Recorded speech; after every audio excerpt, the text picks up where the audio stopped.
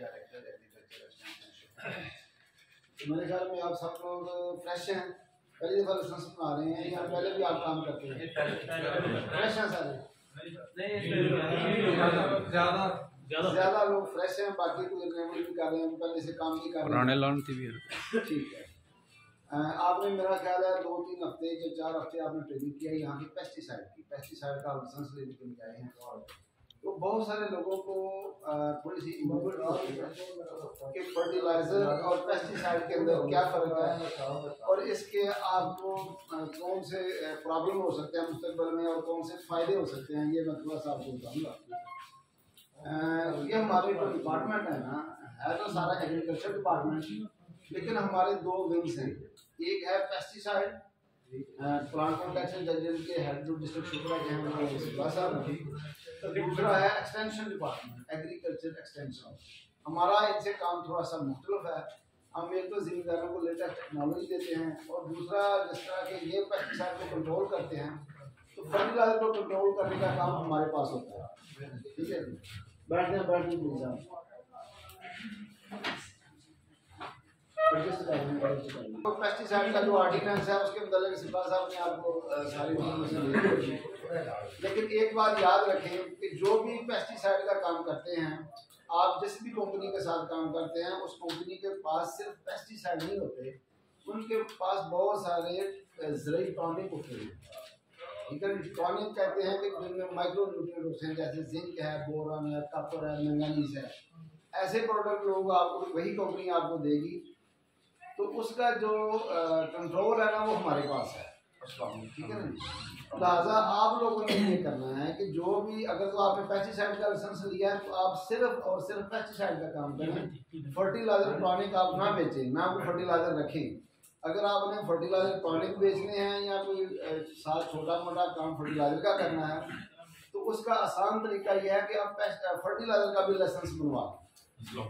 अभी हम agriculture department fertiliser का लाइसेंस बिला मुआवजा बना रहे हैं, मतलब उसकी कोई फीस नहीं है। जो भी बंदा हमें अप्लाई करेगा, दरखास्त देगा, हम उसको फर्टिलाइजर का लाइसेंस बना देंगे और ये फ्री ऑफ कॉस्ट है, इसकी कोई फीस नहीं है। ठीक है जी, तो आपके लिए ये जरूरी है कि आप इसके बाद चूँकि आपने दुकानें खोलनी है, अपना कारोबार करना है, तो आप पेस्टिसाइड के साथ साथ फर्टिलाइजर का लाइसेंस बनवा लें, तो ये आपके लिए फायदेमंद है। ठीक है जी, आप प्लीज बैठ जाए, डिस्टर्बेंस हो रही है। जिम्मेदारों के साथ आपका डायरेक्ट कारोबार है, जिम्मेदारों ने आपके पास आना है। फर्टिलाइजर के मतलब 2-4 बातें मैं आपसे कहना चाह रहा हूँ कि आपको पता है कि जो मेन खाद्य हैं वो हैं DAP की खाद है, पोटाश है, नाइट्रोजन है। आपको इन तीनों के मतलब किसी को इंफॉर्मेशन है? अगर मैं आपसे पूछूं कि जो DAP खाद है इसके अंदर फास्फोरस की मिकदार कितने % है, हाथ खड़ा करेंगे? मतलब सिर्फ चंद लोग हैं। हालांकि ये DAP खाद है ये बहुत बड़ी खाद है और इसके मतलब हर एक इंफॉर्मेशन होनी चाहिए। तो मेरे भाई जो DAP खाद है इसके अंदर जो फास्फोरस की मिकदार है वो 46% है। तो नाइट्रोजन का पता कितने % है?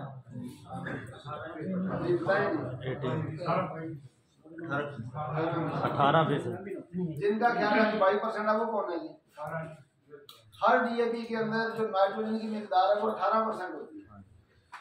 तो यूरिया के अंदर कितनी होती है नाइट्रोजन? 46। ये सबको पता है, चलिए अच्छी बात है। और जो पोटाश है इसके अंदर पोटाश की मिकदार कितने % होती है? 50%। पोटाश 2 किस्म की खाई है, एक पोटाश कहते हैं SOP सल्फेट ऑफ पोटाश, एक होती है MOP म्यूरेट ऑफ पोटाश। इनमें फर्क है थोड़ा सा, इनका जो सोर्स है ना, सोर्स का फर्क है।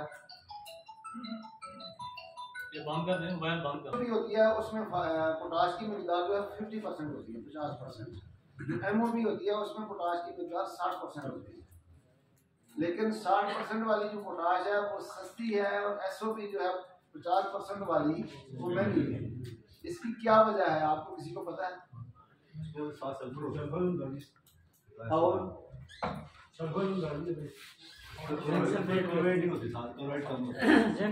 नहीं, इसकी ये वजह नहीं, सुने, असल इसकी वजह ये है कि जो SOP है, जैसे उन्होंने कहा कि वो इसमें सल्फर होता है, जो हमारी ज़मीनें हैं ना, पंजाब की ज़मीनें, इनकी जो pH है ना, जो pH लेवल है, यहाँ पे आपको उन्होंने पढ़ाया हुआ है pH लेवल के तरह थोड़ा सा बताया हुआ है।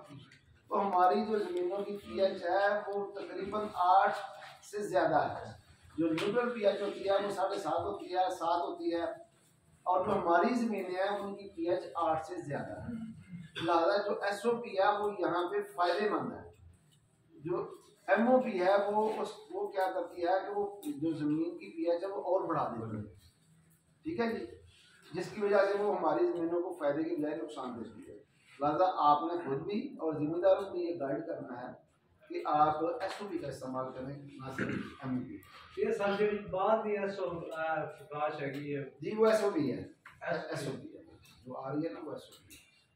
और दूसरी चीज़ आपको पता है कि जो फास्फोरस है और नाइट्रोजन है और पोटाश है, इसका फंक्शन क्या है, ये पौधे के अंदर जाके क्या रोल प्ले करती है, क्यों ज़रूरी है।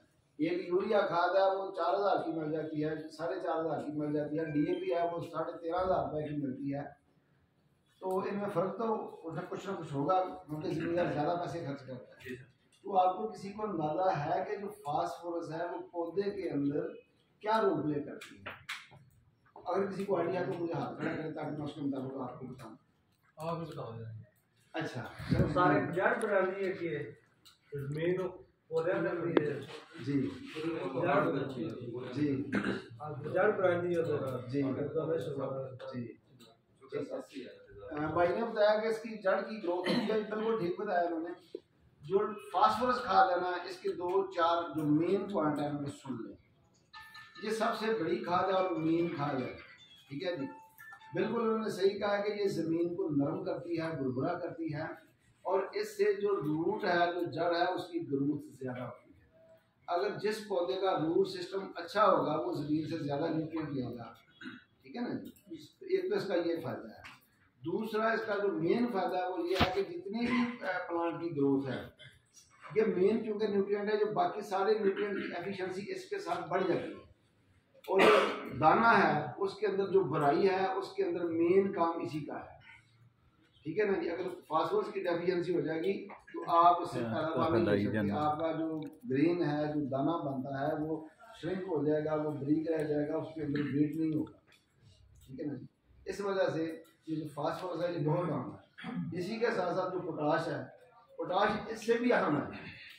पोटाश क्या करती है कि जितना भी पानी का सिस्टम है पौधे के अंदर वो उसको कंट्रोल करती है, वाटर को रेगुलेट करती है, स्ट्रेस मैनेजमेंट करती है। स्ट्रेस क्या है कि पौधे को किसी किस्म का कोई स्ट्रेस आ जाए, जैसे कि गलत स्प्रे हो गया, धुंध आ गई, तेज़ बारिश आ गई, आंधी आ गई, कोई किसी किस्म का भी स्ट्रेस आया तो उसको जो मैनेजमेंट है, उसको बीमारी ला के पौधे को जो स्ट्रेस की मैनेजमेंट है वो पोटाश करवाता है।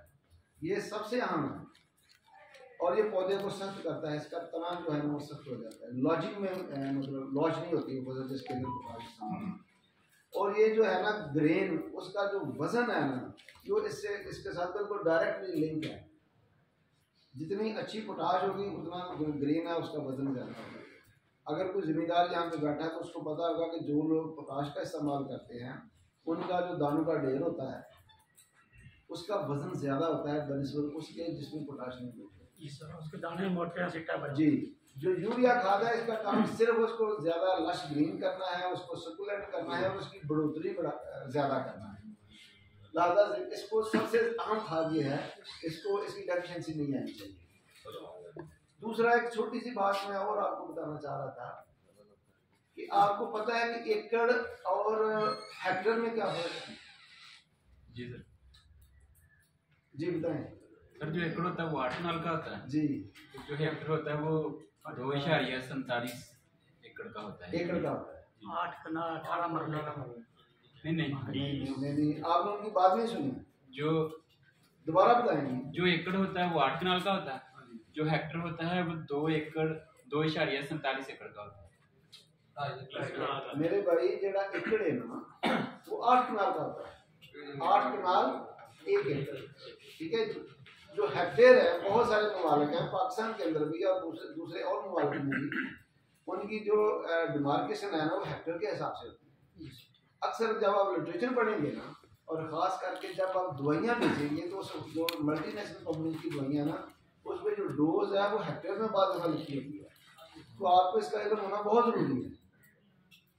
जो हेक्टेयर है वो तकरीबन 2.5 एकड़ के बराबर होता है। उन्होंने कहा कि 2.47 ये इसकी एग्जैक्ट मेजरमेंट है।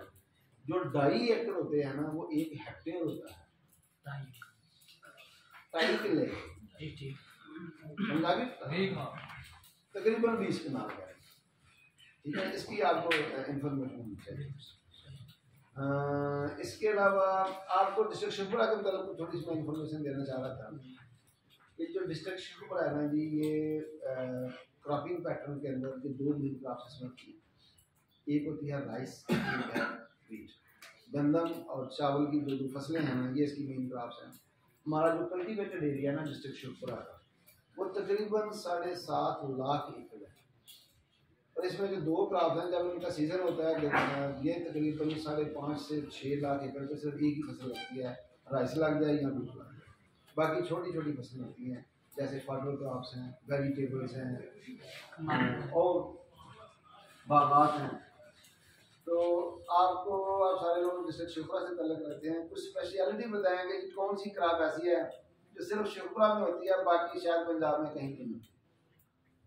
लेमन नहीं, लेमन तो बहुत होता है। टमाटर, स्ट्रॉबेरी जी, स्ट्रॉबेरी जो है वो स्पेशलिटी है शिवपुरा की। गुजरांवाला का थोड़ा सा एरिया है तो वहाँ पे स्ट्रॉबेरी अब लगना शुरू हो गया, लेकिन जो मेन क्रॉप है पूरे पंजाब के अंदर, बल्कि पूरे पंजाब के अंदर सबसे जो मेन जगह है वो हमारा तहसील शलपुर में लगती है और इसका तकरीबन 6 से 7 हज़ार एकड़ में लगती है और ये शिवपुरा की स्पेशलिटी है। इसके अलावा जो अमरूद है, अमरूद का बाग, ये भी शिवपुरा की स्पेशलिटी है। ये तो उधर लाड़काना है सिंध में और इधर हमारा डिस्ट्रिक्ट शिवपुरा, और इसका जो अमरूद है वो पूरी दुनिया में मशहूर है और इसकी जो क्वालिटी हमारी तहसील शलपुर के अंदर है वो कहीं नहीं। ये शलपुर का भी एक हिस्सा, सारा नहीं।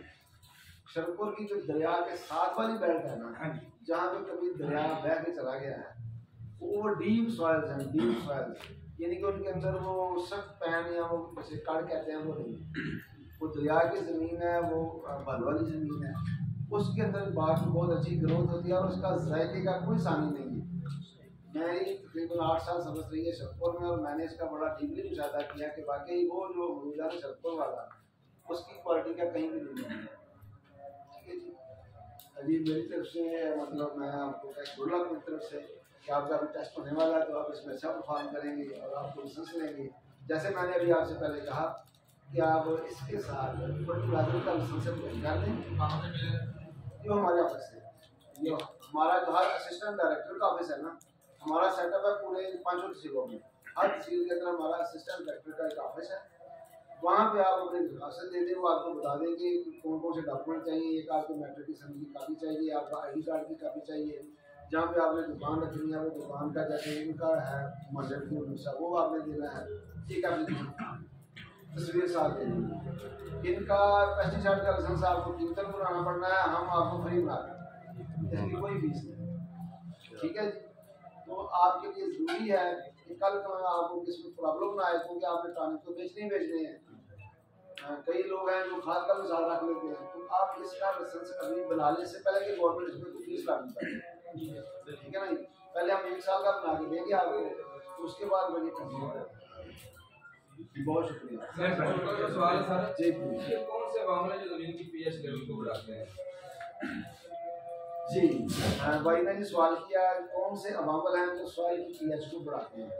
इसमें जो सबसे अहम चीज़ है ना वो है वहाँ का इन्वायरमेंट।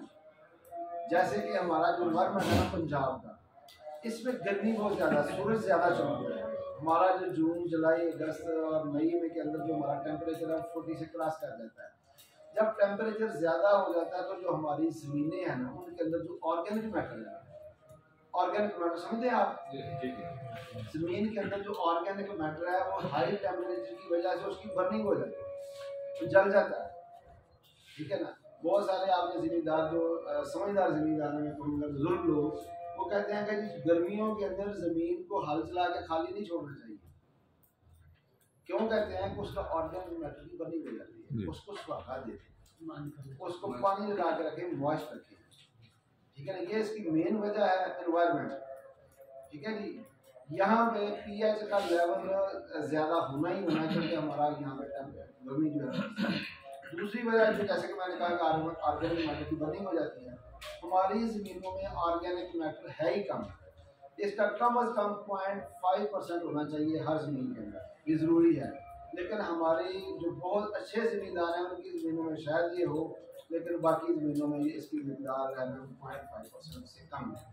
वजह क्या है कि हमारी इंटेंसिव कल्टीवेशन है। लोग पहले एक फसल लेते थे, अब लोग 2 फसलें लेना शुरू हो गए हैं, बहुत सारे लोग अब 3 फसलें लेना शुरू हो गए। तो ज़मीन के अंदर जो ऑर्गेनिक मैटर है वो ऐड नहीं करते। ऑर्गेनिक मैटर के सोर्सेज कौन से हैं? सबसे पहले आपका फार्म यार्ड मैन्योर, जिसको रूढ़ी कहते हैं, फार्म यार्ड मैन्योर। उसके अलावा जो लोग जंतर वगैरह काश्त करते हैं उसको उसके अंदर उठा बेच डालते हैं। तीसरा इसका सोर्स है कि जो हमारे बाकियात होते हैं, स्ट्रा, जैसे राइस का स्ट्रा है, वीट का स्ट्रा है, ये जब ज़मीन के अंदर मिक्स होता है, ये ऑर्गेनिक मैटर का सोर्स है। जो वीट का स्ट्रा है उसको तो आपको पता है सारे लोग उसकी तूड़ी बना लेते हैं। जो राइस का स्ट्रा है वो हमें जलाने का शौक है, वो हम जला देते हैं। काम आ जाता है।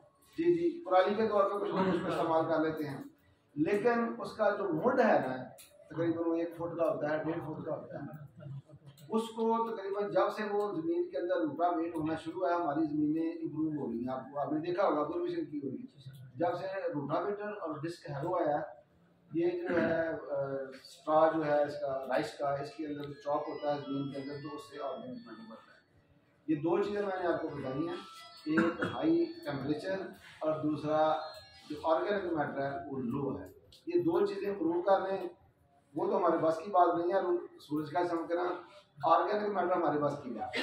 अगर हम कहीं ना कहीं इसमें डीएपी का रोल तो नहीं? जी नहीं, देखें जी, बहुत सारी कंपनियों वाले आपके पास आएंगे कि डीएपी जो है ना, आपने बहुत अच्छा सवाल किया कि डीएपी जो है ना वो ज़मीन की पीएच बढ़ा रही है। बहुत सारे लोगों के अंदर ये चीज़ पाई जाती है। मेरे भाई, ये बिल्कुल एक रॉन्ग स्टेटमेंट है, ऐसा बिल्कुल भी नहीं है। जो डीएपी है ये बहुत अच्छी खाद है। आफ्टर ऑल इसका जो इफेक्ट है वो एसिडिक है, बेसिक नहीं है। ये ज़मीन की पीएच कम करती है, बढ़ाती नहीं है, ठीक है ना जी। इसके अंदर कुछ डाई अमोनियम फास्फेट, ठीक है ना जी। आप समझे ना आप इस बात को। जो अमोनिकल आयन है ना, ये तो थोड़ी साइंटिफिक हो जाएगा। अमोनिकल आयन जो होता है ना, ये एसिडिक होता है। वो पार्टिकल जिसके ऊपर पॉजिटिव चार्ज होता है वो एसिडिक की तरफ जाता है, जिसके ऊपर नेगेटिव चार्ज होता है वो अल्कोहल की तरफ जाता है। तो जो डीएपी है ना, ये जब हम ज़मीन के अंदर डालते हैं तो इसका जो ब्रेक डाउन होता है, ये ज़मीन के अंदर मिक्स होती है, इसकी अवेलेबिलिटी होती है, ठीक है ना जी। तो ये ज़मीन की जो पीएच है उसको कम करती है, बढ़ाती नहीं है।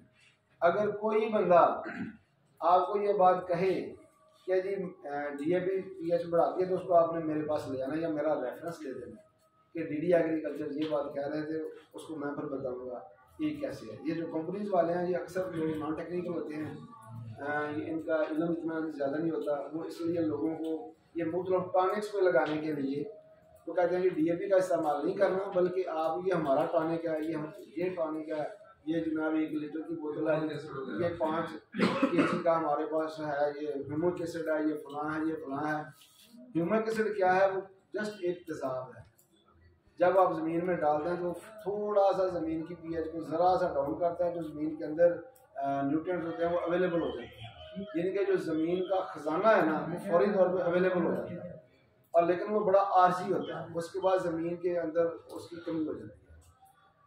वो जो टॉनिक आप इस्तेमाल करते हैं ना, उसकी मिसाल में ऐसे देता हूँ अक्सर कि जैसे एक बुज़ुर्ग आदमी डॉक्टर के पास जाता है तो वो उसको ना ताकत का टीका लगाता है, तो वो बंदा ना 1 घंटे 2 घंटे के लिए बिल्कुल फ्रेश हो जाता है जनाब। वो कहता है जी मेरे जैसी किसी में ताकत ही नहीं है। एक्चुअल वो एक वक्ती असर होता है उसका। इसी तरह ज़मीन के अंदर जो इस किस्म की अमेंडमेंट डालता है, वो टॉनिक डालता है, वो वक्ती तो है लेकिन परमानेंट नहीं है, ठीक है ना जी। और इसके अलावा सर ये जी मैडम इसमें ट्रेनिंग आप लोगों को भेज देंगे आपसे। जी जी भेज देंगे। ट्यूबवेल का पानी भी कह रहे हैं कि नहीं, ट्यूबवेल का पानी आप उसका एनालिसिस करवाएं। यहाँ पे हमारे साथ लेबॉर्ट्री है, soil and water testing lab, वहाँ पे आप अपने पानी का एनालिसिस करवा लें। अगर आपका जो ट्यूबवेल का पानी है वो ज़मीन के लिए फिट है तो वो पीएच में कोई रोल प्ले नहीं करता, वो उसका वो ठीक है पानी। अगर वो पानी अल्कलाइन है, वो पानी ही ख़राब है, तो वो लाजमी तौर पर ज़मीन की पीएच भी बढ़ाएगा और ज़मीन को ख़राब नहीं करेगा।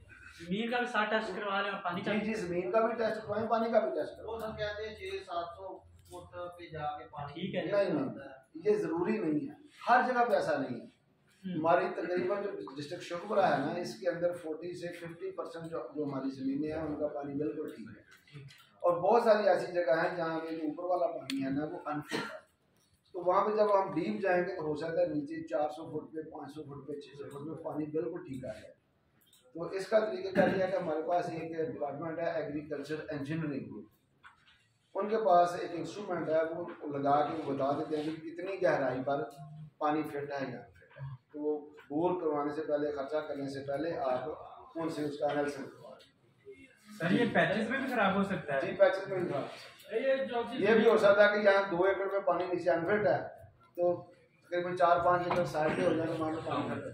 वो 4-5 एकड़ चेक करके है अपनी जमीन की जो मिट्टी है उसका टेस्ट करवा के ये पता लगा सकते हैं इसे कौन सी खाद बेहतर है। जी जी, एनालिसिस का मकसद ये है, जो जमीन का एनालिसिस है इसका मकसद ये है कि आपकी जमीन कैसी है और आपकी जमीन में कौन सी खादें बेहतर परफॉर्म करेंगी।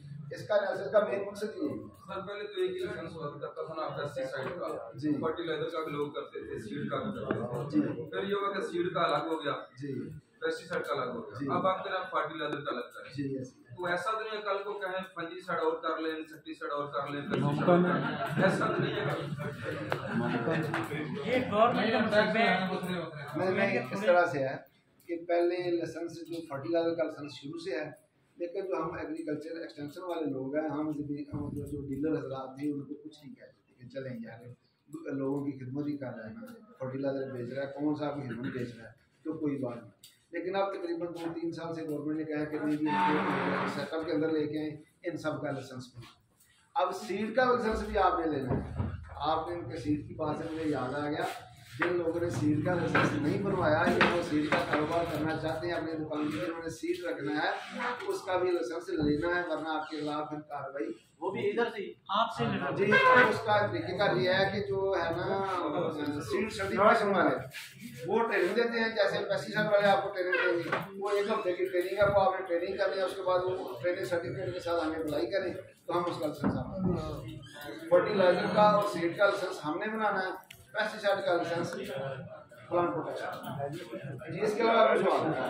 ये भी हम पूछना था कि ये हम उनको दे देते हैं कि हमारे जी, जरा गौर से सुने जी। आवाज आए। हाँ, भाई ने भी सवाल किया कि जो डीएपी खाद है वो हम बाहर से लेते हैं या अपनी बनाते हैं। जो डीएपी खाद है ना, इसका जो फास्फोरस की खाद है आपको पता है, इसका मेन सोर्स फास्फोरस होता है। फास्फोरस जो है वो लेबोरेटरी में तैयार नहीं की जा सकती। इसका जो सोर्स है वो जमीन से निकलता है, इसका पत्थर होता है, पहाड़ होते हैं या जमीन से निकलता है। तो हमारे पास जो फास्फोरस के ज़खायर है ना, उनमें फास्फोरस की वो मिकदार नहीं है कि हम उससे डीएपी बना दें। हमारे पास जो फास्फोरस है वो बड़ी 3rd क्लास किस्म की है, उससे एसएसपी लोग बनाते हैं, तो डीएपी हम नहीं बना सकते। डीएपी सारी की सारी 100% पाकिस्तान इंपोर्ट करता है बाहर से। सर ये नकली और असली कैसे पता चलता है डीएपी का? ऐसे तो है, लेबोरेटरी बनी हुई है यहाँ। पार्टी के नाम है नहीं, वो बहुत एक्सपर्ट बंदा हो जिसने लैब के अंदर काम किया हो, बैल बड़ा गर्म हो गया। वो जज कर सकता है कि असली है।